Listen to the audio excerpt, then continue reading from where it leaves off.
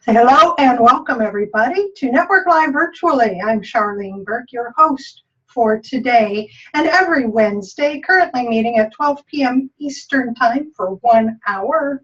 I am the founder of Search by Burke. You can learn more about what I offer there at searchbyburke.com. Today I'm excited that we have Lynn Calver joining us. She's with LC Education and Training, and the focus of her presentation today is the habits of highly effective communicators. And I'm very much looking forward to this. I will stop sharing my screen and I will turn the meeting over to Lynn. I have unmuted you and the room is yours. Right, well, thank you, Charlene. Let me just get the presentation up and running.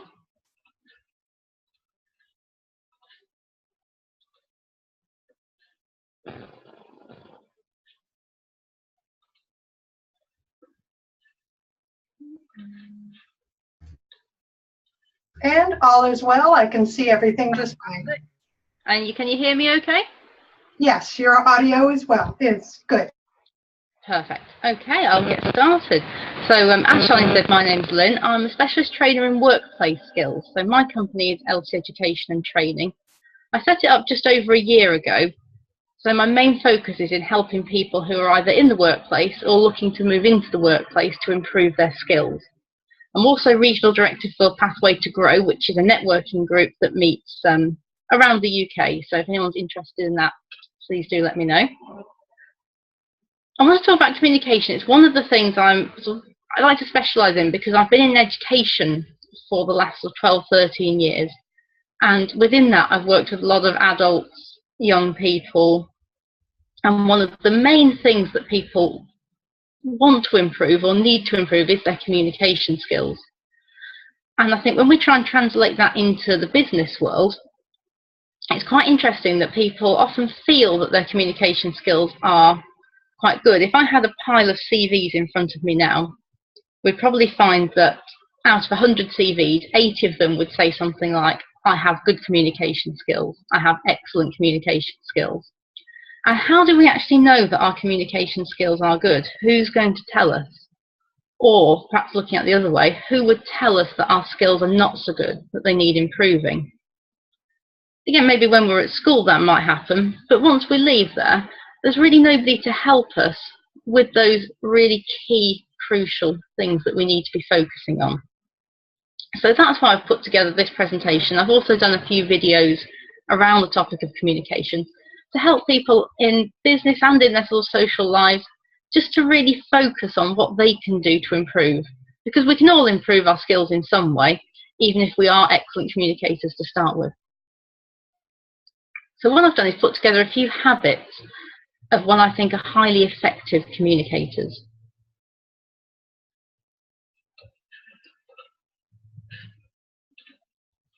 So the first habit is sort of an obvious one really.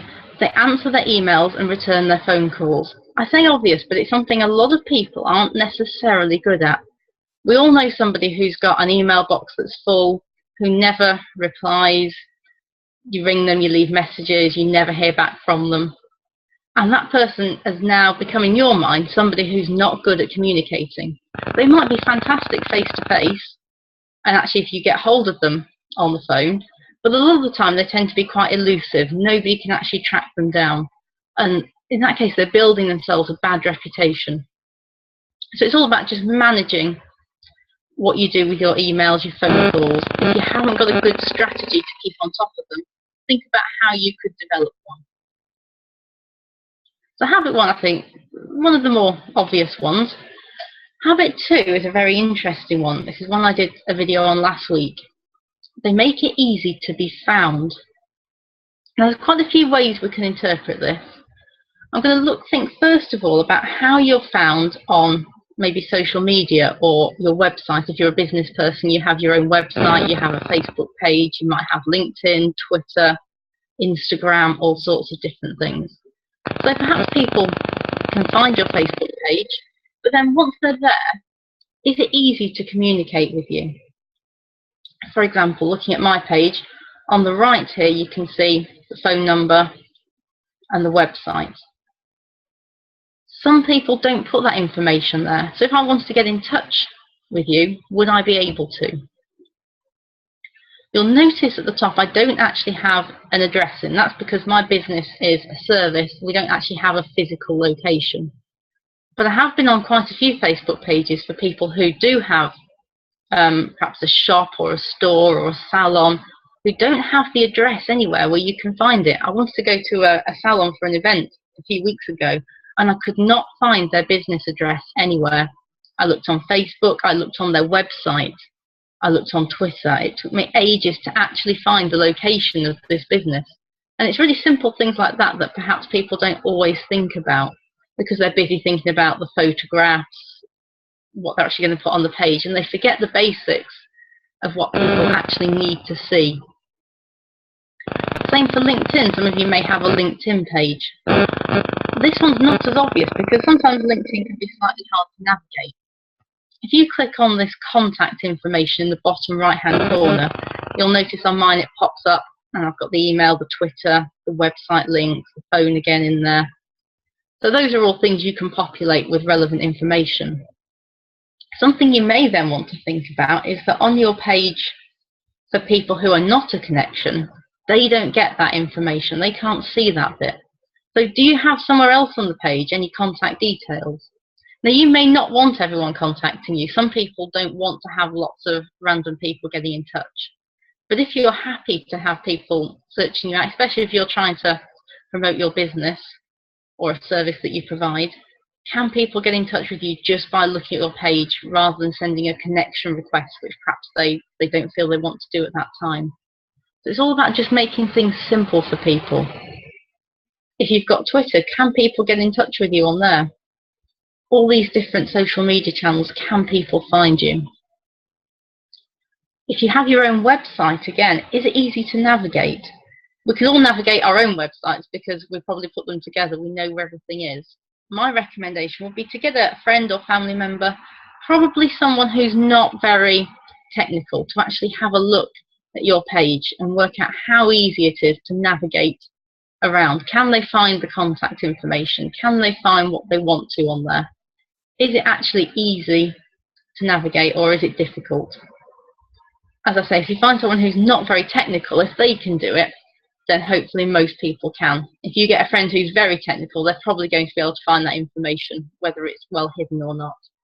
So across all of your channels, even if you don't have your own business, but it's just socially, do you want people to be able to get in touch with you? Perhaps, on the other hand, you may not. You may want to think about hiding some information, particularly, say, on Facebook. Do you want it to be obvious what perhaps your email or phone number is? Thinking about different privacy settings. So if you want to be private, do make sure that you've checked all the right settings. Again, you could even get a friend or someone who's not connected with you to search and see what information actually is available about you that perhaps you may not want to be out there in the public domain. So that was habit 2, which was all around just making it easy for people to be able to find you and get in touch with you if they want to. Habit 3 is about realizing the person with the power should control the communication method. Now, we all have a particular favorite method of communication. So you might prefer to communicate online through email. It might be text messaging. You might be someone that prefers phone calls or perhaps face-to-face. So everyone has their own favorite. What you perhaps don't realize, and what many people don't realize, is that we automatically gravitate towards our favorite method when we're communicating with people. Now, that isn't necessarily always the best thing. As I say here, the person with the power should think about controlling that communication method. And the person with the power is often a different person. For example, if you're trying to communicate with someone you want to purchase your product or service, then they really have the power because they're making the decision about whether they want to work with you, buy from you. So you need to communicate with them in the method that they prefer. So some people really dread phone calls. I'm not a particular fan of the phone, but some people absolutely hate it. They dread phone calls. They hate making them. So if you get in touch with someone and ask them to ring you on a particular number the next day, if they're not a phone person, they probably won't call. So it's something to think about, because you've probably lost that sale because you've asked them to call you when the phone isn't their method. Or perhaps you've cold called them trying to get them to buy or talk to you about something. And again, if they're not a phone person, they'll want to get rid of you as quickly as possible. So it may be trying to work out what that method might be. You might ask them, do you prefer if I call you tomorrow, or would you prefer me to send you an email, send you a text message? And then you're giving them the control, the power to decide what method works for them best. Now, if you're the consumer, perhaps if you have a complaint about a company, you can decide what method you use, and they should give you the options. So if you want to make a complaint about, say, a faulty product that you've purchased from Amazon, you'd probably go on Amazon's website and you'd have a look, and you might send them an email if you're an email person. You might find the phone number and you might call them if you're a phone person. You probably wouldn't have the option to speak to anyone actually face to face unless you happen to live near a depot. It'd be very unlikely that you have any details there. You might go onto Twitter and you might tweet them, or on Facebook, so you might be actually sending a public complaint. So you've got various different methods, and you're in control there. You're deciding which method you're using, and Amazon then should respond to you in the same method that you've used, or again give you the choice. So if you've emailed them, they might email you back and say, would you prefer to speak on the phone? So again, they're giving you the option. What would perhaps be a bad thing is if they emailed back and said, we are definitely going to call you at 11 AM. Because what they're doing there is they're taking back the power and the control, and they're saying that you have to do what they want. So in all the different situations you're in, think about who actually has the power and who's going to decide on that method of communication. Habit 4 is when you're in conversation with somebody, making the other person the focus. So this is all around our listening skills. And this is, again, one of the ones that sounds obvious because we hear it all the time. Make sure you're listening to what people are saying. But it's one of the ones that's actually quite hard to do. If you meet someone for the first time, you're probably trying to work out perhaps a bit of information about them. You're taking in their appearance, how they speak, what they've told you. And most of us, when someone's speaking to us, a lot of the time, we're actually thinking about what we're going to say next. So we're not actually taking in what they're saying. And it's really hard to get yourself out of this habit and actually focus on what it is that they're trying to communicate with you. So my sort of top tip for that really is to forget about thinking about what you're going to say next, because you already know. You're going to ask them a question about themselves. Now, you may come up with this question while they're talking, because something they say may spark an interest or may help you formulate your question. If not, I'll give you 2 that you can always have to carry on that conversation. The first one is, that sounds interesting. Tell me a bit more. And the second one, how did you become involved in that? And either of those, you should be able to work one or both of them into every conversation that you're having with a new person that you're meeting. So that gives you a way to carry on that conversation while still making them the focus. Because if they can come away from that conversation feeling like they were able to get across their point, that you were interested in them, then you've actually achieved everything that you want to. A lot of us sometimes feel that if we haven't told the person all about ourselves, then we haven't succeeded. But it's the most effective communicators that turn it around the other way. They don't need to go away knowing a lot about you. They need to go away remembering that you made them feel like they communicated with you. And that's all that you need to leave them with at first. On your second meeting, that's when you can start to bring in more information. So that's habit 4, trying to make the other person that focus. You can even do that on email, social media, any other form of communication, not just face-to-face as well. You can actually try and bring out more details about that person. One thing you could maybe try later is, perhaps if you're on Facebook, if you have friends that are in business, they've got business pages, or perhaps you have your own. you'll often find you put things up and not many people interact with what's there. So if you can start to interact with people's pages, you'll actually make yourself much more popular in one way, and actually people are then more likely to reciprocate and communicate back to you. So try it later. Go on somebody's page and actually interact with something they've put there, and you'll probably find that at some point they might reciprocate. Habit 5, it links slightly to habit 1. The most effective communicators keep their promises. So if we look at the picture, how many of us have said, I'll call you tomorrow to somebody, and then we haven't actually called? And you can see this person on the left is thinking, I don't really believe you. You've said that to me before, it hasn't happened, and I call this broken promises. So, or maybe empty promises. So you say something, perhaps you mean it at the time, but then maybe you forget, you get too busy, you don't remember what you actually promised. And if you do this too often, especially to the same people, people are going to start to think of you as someone who doesn't communicate well. They're going to think of you negatively. It might be, oh, I'll send you those details by the end of the week. I'll text you later on. And what you're doing there, you're actually making a promise, even though you don't realise it. It doesn't sound as sincere as when you say, I promise that I will call you tomorrow. But really, that's what you're saying. You're giving them some information, you're giving them a time, and they expect you to follow through. And if you're not following through regularly, you'll get a bad reputation. And obviously, that's not something you want. And this applies across business and social life as well.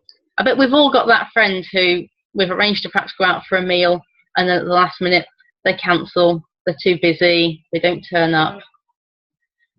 And, you know, again, everyone has to cancel occasionally, something comes up, somebody's not well. But if you become that person that does it regularly, then you're creating a problem for yourself. You're creating a bad habit that you need to break. So think about what you're saying before you say it. Don't promise someone you'll call them if you're not going to.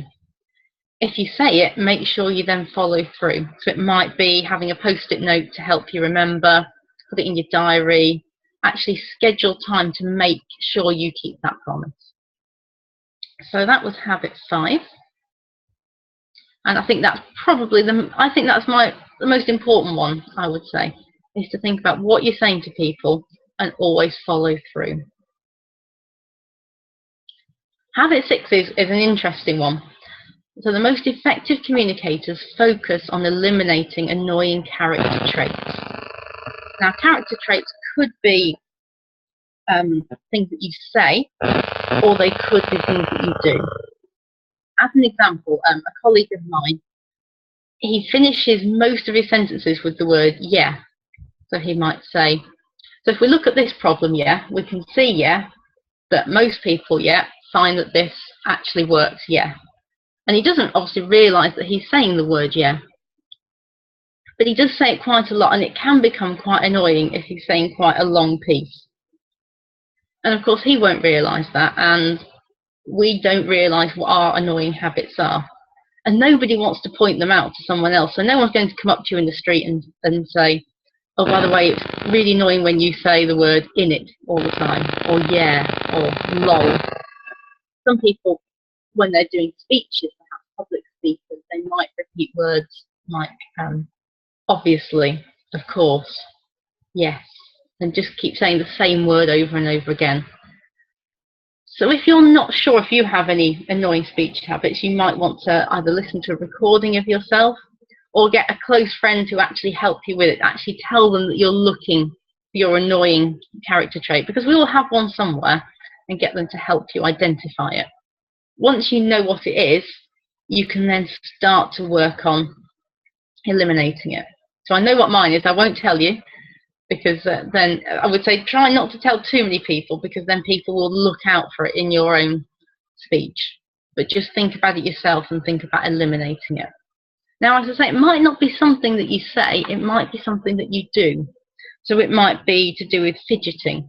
So you might always, perhaps you've got a watch, you might always fiddle with your watch, or with your hair, or with your tie, if you're wearing a tie, something like that. It might be moving your hands too much while you're speaking. It might be moving around a lot and distracting people. One of the biggest actually annoying character traits is people who are too loud. Now, we've all been probably on public transport where you can hear the person at the other end of the bus or train, word for word, exactly what they're saying. Very annoying. And that person probably doesn't realise that they're louder than the average person and that everyone in that carriage can hear them. Because no one's ever told them. No one's ever said to them, when you speak too loudly, you need to try and work on speaking at different volumes in different situations. And of course, no one actually teaches us that. You perhaps remember when you were a child and perhaps your parents said to you, use your indoor voice. And a lot of people have learnt how to behave correctly from that. But some people maybe have never been taught that, and no one's ever actually brought to their attention that they have that problem. So it's things like that to think about, and think about whether, what applies to you, and in your job, your role, your social life, which one perhaps could become a problem. Because a lot of the character traits, they might be slightly funny, but they're not really a problem. But they can be if they actually overwhelm the people that you're talking to. If you're so loud that people can't focus on what you're saying, or if you're using a really annoying word repeatedly, that's all that they'll remember. So again, think about whether you can do something to try and minimise any characteristics that aren't presenting you in a positive way.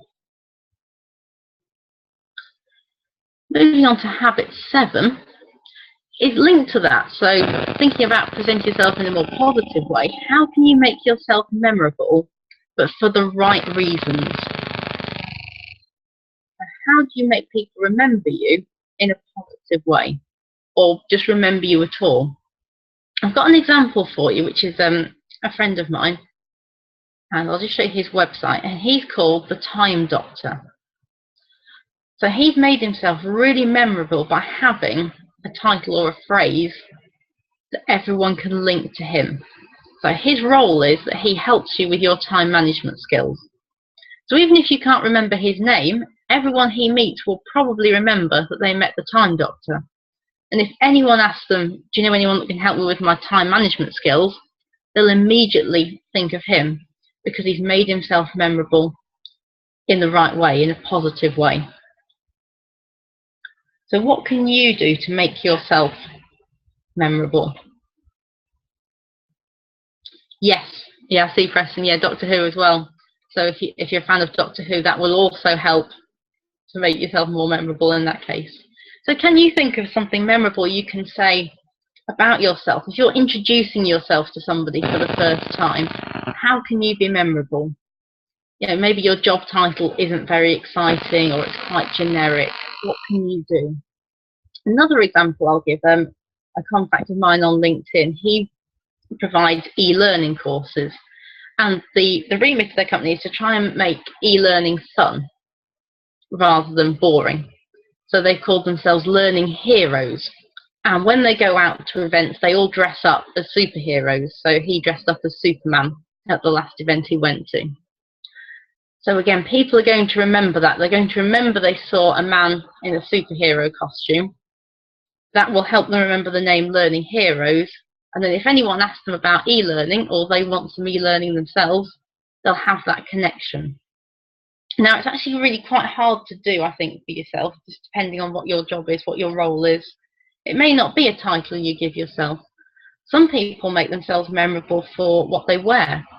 I go to quite a lot of networking meetings. Some people wear quite memorable clothing, so they might wear a coloured hat, or a big bright shirt, or a stripy suit. And people will remember the visual aspect, and then that will help them remember the person. Now, you do have to be careful with that, because it depends what impression you want to give. If you're wearing a big bright shirt, you're giving the impression that you're quite an outgoing person. If that doesn't link in with your personality or what you want to portray, then you need to be careful. Always make sure that what people take away about you is right and links in with what you want to project. So just have a think, is there anything you can do to make yourself more memorable? It might even be a logo or an image that's associated with you that you can share with people. So make yourself memorable, but make sure it's for the right reasons. You don't want to make yourself memorable for the wrong reasons. You don't want to be known as that funny chap who wore that pink hat for the last meeting. That's not what you want to achieve. You want to be memorable, not silly.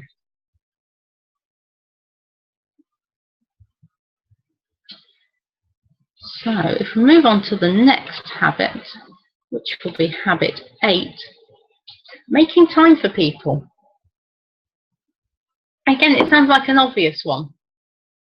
It's quite interesting now. If you speak to people, most people, you ask them how they are, how they're getting on. A lot of people say, oh, I'm very busy. Everyone is constantly busy nowadays in our society. Everyone's 24/7. Everyone's on the go. I would say just be careful that you're not being too busy. So, for example, looking at the picture here, have you got a minute? Far too busy. Far too busy to speak to people. You're too busy to answer your emails, for example. And that's fine. We are, obviously, most of us are busy a lot of the time, and we need to make sure that we are managing our time.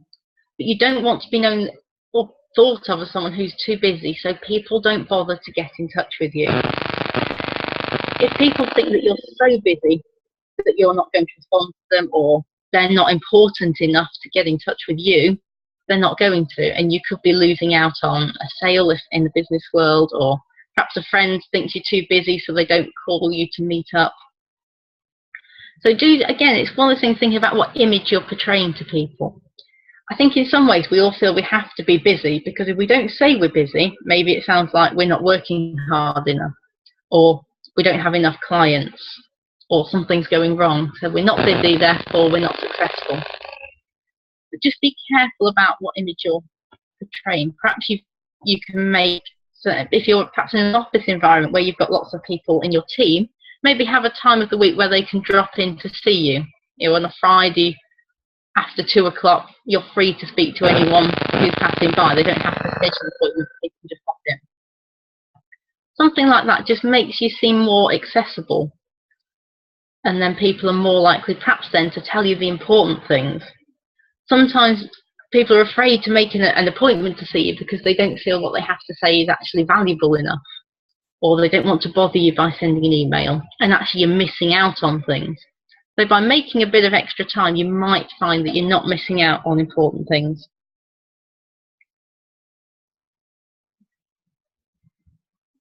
Habit 9, this links to some of the other ones we've talked about, is viewing yourself through the eyes of others. So what do other people take away when they meet you? Either for the first time perhaps, or after a few times. So just think about the last time you met somebody. Either you hadn't seen them for a while, it was a new connection. What do you think they went away thinking? What was the main impression that you gave them? And was it the one you wanted to give? And of course, that's the key point. What impression do you want to give about yourself to others? So it's about stepping back and thinking about the things that you said, the things that you've done, how you're actually going to maybe change them in the future if they weren't very positive, or if it is something positive, how you can replicate that in the future. So do you think that person might say, let's say you can imagine 2 people you've met having a conversation at Starbucks or Costa, and they say, what do you think of Phil? What would they say about you? Would they say, oh, he's always going on and on about his children, he's always posting thousands of pictures about them, we never get to talk about anything else? Maybe they say, oh, Phil's always too busy, we haven't seen him for months and months, didn't reply to my last text, don't know what he's up to.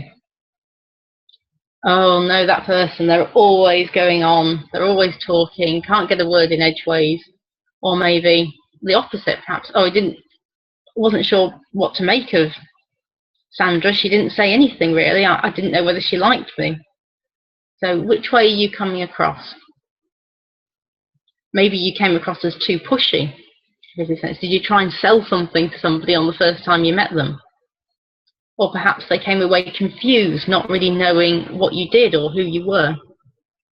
So take a step back, look at yourself from other people's point of view. Again, you could think about appearance as well, if that's something you think is relevant. What do people take away from your appearance? Do they take away that you're a professional, that you're quite relaxed? Do you fit a particular image? Do you have perhaps a corporate brand or image that you have to fit in with? Do you get to choose your own style? That type of thing. What do people think when they look at you? And is it what you want them to think?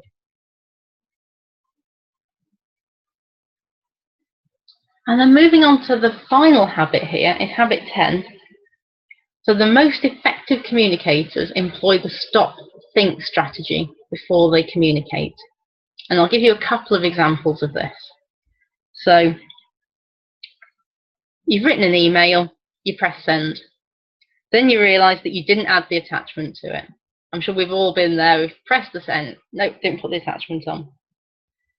So this is where the stop, the think comes in. So before you press the send, stop, think about a few key steps. So if it's an email, there's probably 5 things to check. 1, did you add any attachments that you needed to?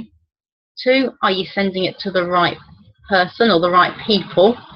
Are you copying in anyone that isn't relevant to the conversation? Have you proofread that email? Have you checked it for mistakes? Have you checked it doesn't have a misspelling in that perhaps could be offensive to somebody? And then the last one, of course, does it say what you actually want it to say? And this is a very important tactic, especially if you're writing something when perhaps you have things in emotion, perhaps you're upset with somebody or angry. Never send an email in anger. Always stop, save it, come back to it 10 minutes, an hour later. Never send it in anger, because 9 times out of 10 you'll regret sending it. If it's not an email, maybe it's a text message. Again, just stop, glance at it quickly, make sure the autocorrect hasn't changed any of the words over. If you're speaking to somebody in person, before you start speaking, just stop and pause for a moment. I think we're all quite eager often to keep speaking because we don't like silence. We feel that silence is somehow awkward. But just take just a second. Don't pause for a long time. Just pause for a second. Think about what you're going to say. How's it going to come across? Is the person going to understand it? Is it going to make sense? Is it the right time to say it? So the stop-think strategy works before any form of communication, whether it's email, social media. Again, just being careful. Sometimes we can type far too quickly with our ideas and thoughts before they're properly formulated in our head. And because everything's so instant now, you've posted it, you read it back, and actually perhaps it might upset that person, or perhaps perhaps you're replying to the wrong person. Perhaps you're putting your post in the wrong group. You've typed it and accidentally in the wrong box, perhaps. So stop, think, look around, and then send once or speak once you're confident that you're going to communicate the right message to the right people at the right time. So those are all the habits that I think actually make up effective communicators. So to kind of summarize it all, I'd say think about first what kind of communicator you want to be. Actively work on enhancing your positive traits and eliminating your negative ones. And then finally, make sure you make it easy for people to communicate with you in the way that they want to, if they have the power, and in the way you want to, if you have the power. So I hope that's been useful. So that's me. There's a few links there if anyone does want to connect in any way with me. And I shall then hand back, I think, to Charlene. And if anyone has any questions, do feel free to ask them. Oh, how wonderful, Lynn. Thank you so much. So everybody is currently muted. I will ask you to unmute yourselves and feel free to comment or ask questions. Jump in. He who speaks first, she who speaks first gets to speak, right? So the first thing I'm going to say, why, because I'm unmuted and it's my meeting, is that I really liked the succinctness that you brought these 10 habits with, and they seemed so simple. And as I thought about it, as you were saying them, I realized that one question I have, and I don't know if anybody else could answer this, but Lynn, is seeing yourself through the eyes of others has been one of the most difficult for me. It's helped a little bit since I've gotten into live stream so I can watch myself as I speak and I communicate. But honestly, in general, I'm not certain what people are saying when they leave. Now, they come back, so I assume all is well. But again, I'm not certain that when I do communicate, it is occurring in a manner I really want it to. It's being received the way I want it to. Can you address that shortly and open it up for others? Yes, I think it is really difficult because by thinking about it, we're opening ourselves up to criticism, which is really difficult.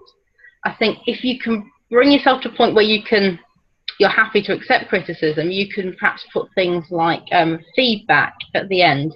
And I would actually keep it quite tight. In fact, I wouldn't say what was good, what was bad, because people won't want to comment, but perhaps pick up on a few points that maybe you might be wondering about. So, as I said, do I speak too loudly or too quietly? So you might have tick boxes, yes, no, just right.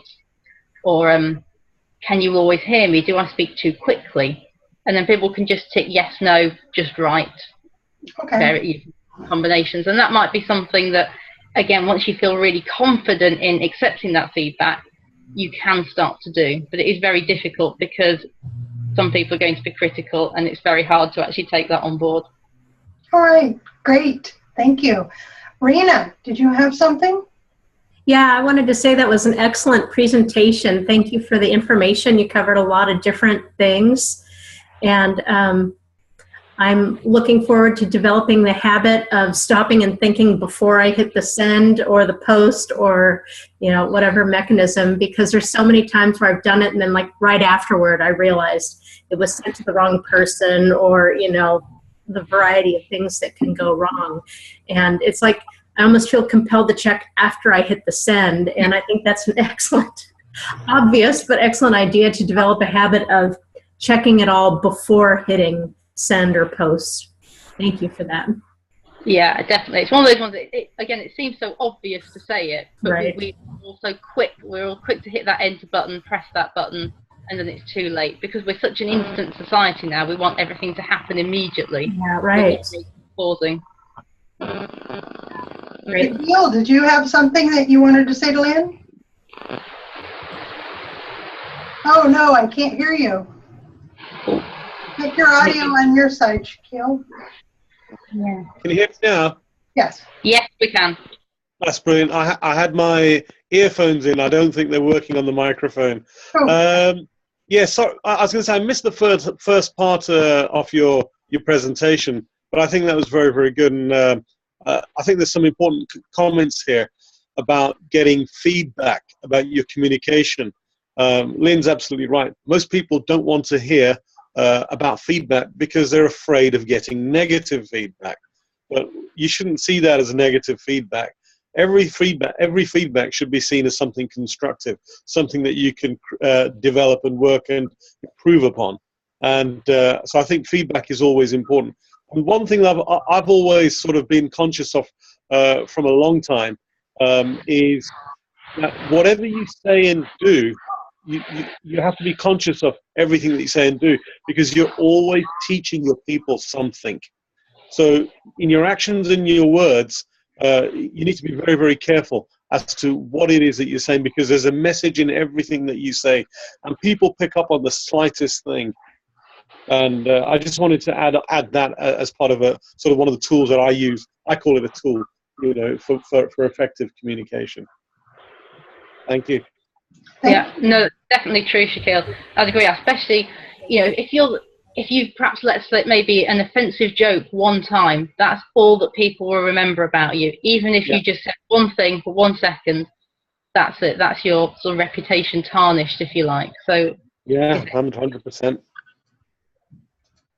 I just wanted to comment too, Lynn. It was great information. Unfortunately, I missed 3 out of the 10 points I had to pick up my son. But what I forgot, it was 10 o'clock and he has a new schedule. Anyways, what I liked about it was make yourself memorable. I used to do that all the time, and I think I want to bring that back up because I used to always say, you know, my name, Preston Odenbrett, is really hard to, hard to remember. But it's even harder to forget. And I think I need to start using that more often because I used to be in a marketing company, and when we went to a networking event, I would actually wear like a fishing hat. And people were looking at me like, what the heck are you wearing a fishing hat here? And it was something to remember me by. So every time they knew, and I had a slogan or I don't know, it's just what people knew me as. I was a master caster. And so people understood what that is if they understood the fishing. So I really enjoyed your presentation and information. I thought I was a good communicator, but I got a couple things to work on. So thank you very much. Yeah, and I think that's right. I think we all can work on things. And I think some people are afraid of not being good communicators because almost society tells us that we have to be excellent communicators.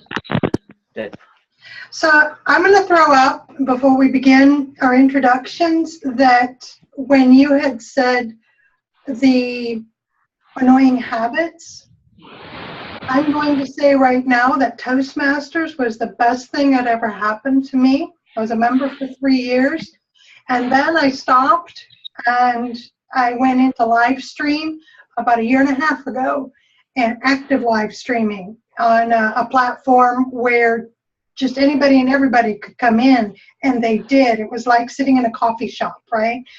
And I could watch myself and watch others. And a lot of my annoying habits were annoying to me, so I just assumed they were annoying to everybody else. I remembered what Toastmasters had taught me, and yet there were still some things that were coming through for me. So I just want to throw out there that Toastmasters is so inexpensive, it's ridiculous. But also that active live streaming in a room such as this, join us every week. Watch yourself. You can watch others. You can pick up your own habits that you're saying, I didn't know I did that. And it's easy to change, right? And it's a great place to get feedback in this kind of a meeting. Lynn, this was fantastic. Thank you so much for being here. All right, so now I would like to go around the room, have everybody introduce yourself. I want your name, I want your company name, I want to know why we should work with you or why you want to work with us or who you want to work with, right? How can we help you? And in the chat, I'm going to ask that you put that information there in text form so that after where everybody is done, including myself, we can download that chat to our hard drives and communicate with each other after the meeting. So now I'd like to just throw it out to Rena and have you start us off. Thank you. Hi, I'm Rena Bonicio. I'm a coach, author, and speaker with Simply Great Lives, and I wake people up to their impact. So I help people to make a difference that they're really passionate about that's a great fit for them. So that can be in business, it can be as an employee, it can be as a volunteer, it can be as a mentor. This is how we're moving through life and how we're affecting other people. I help people to change other people's lives in a profoundly positive way. It's just a great fit for who they are. So at Simply Great Lives, we offer a series of seminars. Our weekend event is awesome. It helps. We do a thorough examination of a person's passions, and we help them pick something that they're passionate about, use that to make a difference in people's lives. They get really clear on what are they changing in other people. And then we pull in their strengths, so it's a great fit for them. They leave with next steps on getting started on making a difference in people's lives. And that's our weekend event. That's coming up November 19th and 20th here in Roseville, California. For people who they're not sure, it sounds like a good idea, but they don't know yet. We also offer a 3-hour live event. We do that online and here in Roseville. The next one online, in fact, is this Saturday, October 22nd from 9 a.m. to noon, no, from noon to 3. Pacific. So, Charlene, if you could put a link in, I would really appreciate that. simplygreatlives.com/events. And my email is rena@simplygreatlives.com. And if it sounds interesting to you, you want to make a difference that you're passionate about, whether it's in your business or otherwise, I'd be happy to talk to you or somebody that you know. Thank you, Rena. I've put your information in the chat. Please, everybody, connect with Rena. She's a pretty terrific gal. Oh, you're sweet. Betsy, you are up.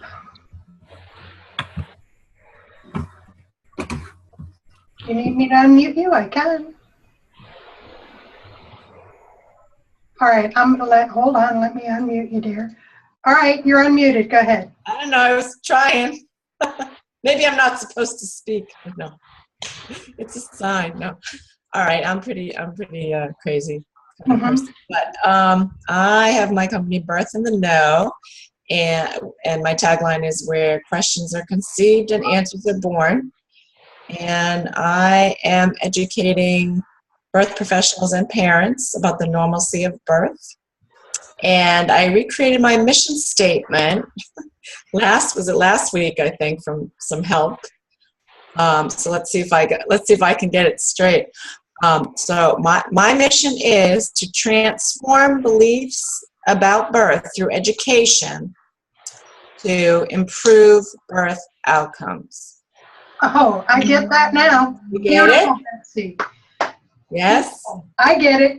I don't know Okay. if anybody else does, but I get it. Well, and to elaborate, and I do that through the sale of my board game about birth and with my online classroom at Teachable, birthelearning.teachable.com, which I can put in there as well.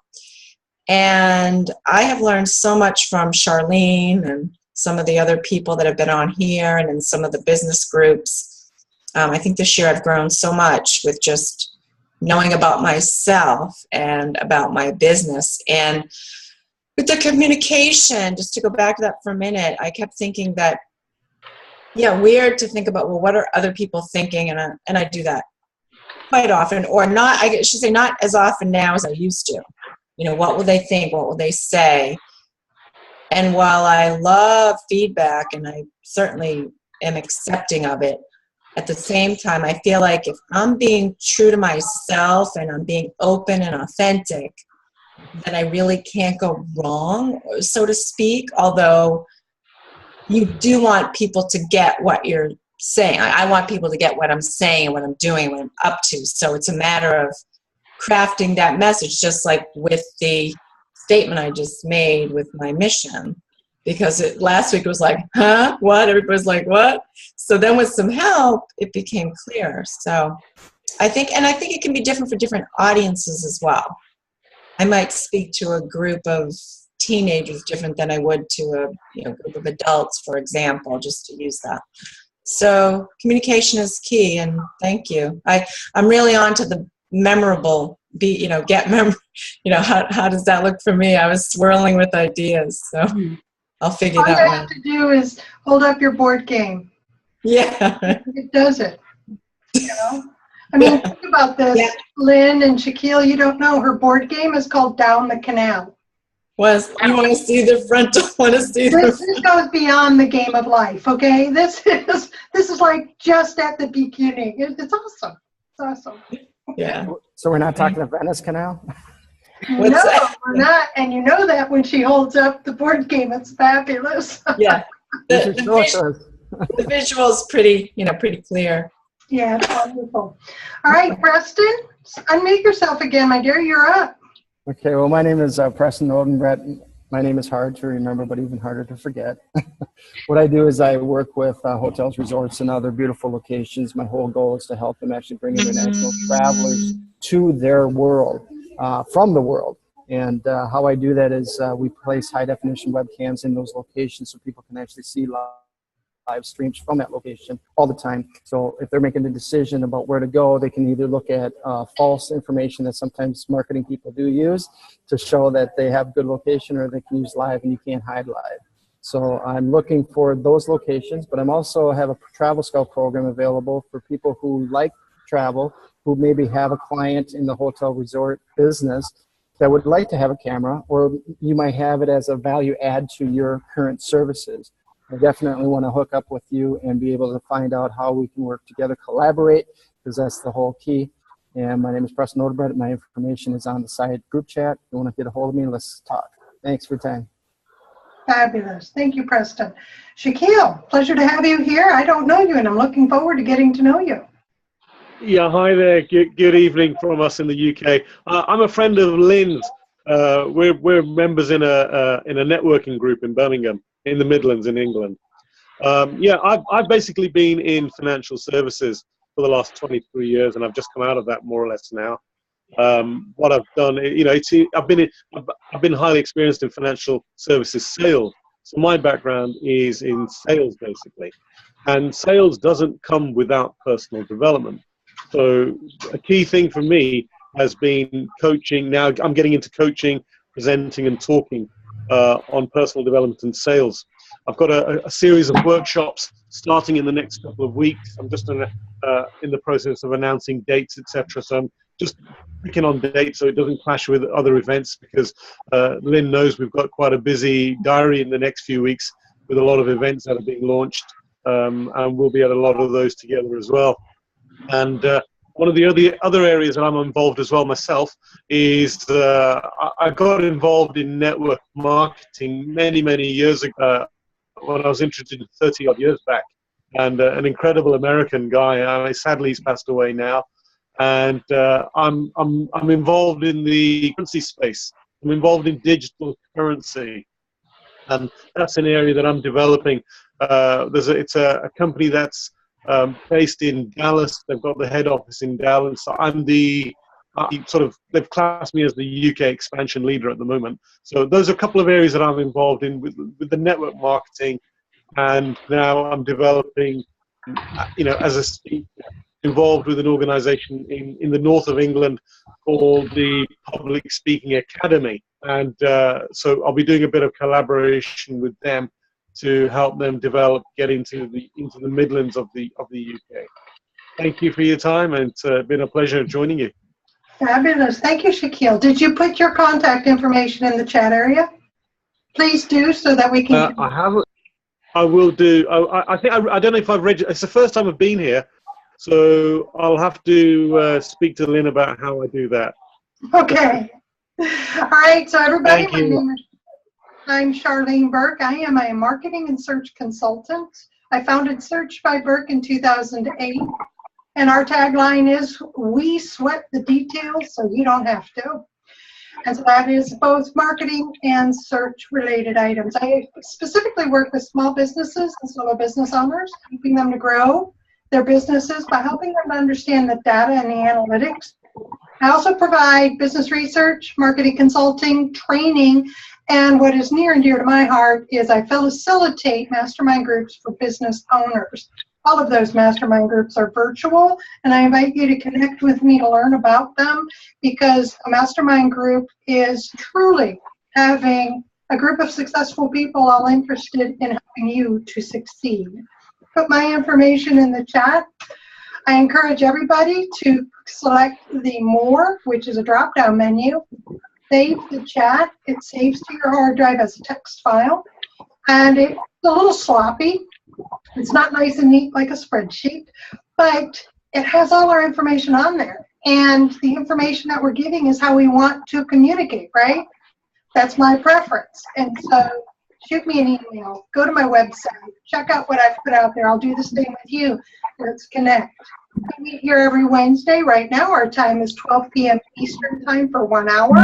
That's 5 p.m. UK time, 9 a.m. Pacific time. And as long as people continue to show up at this time, it will stay at this time. So thank you, everybody, for joining me here today. Thank you, Lynn, for being here at our meeting.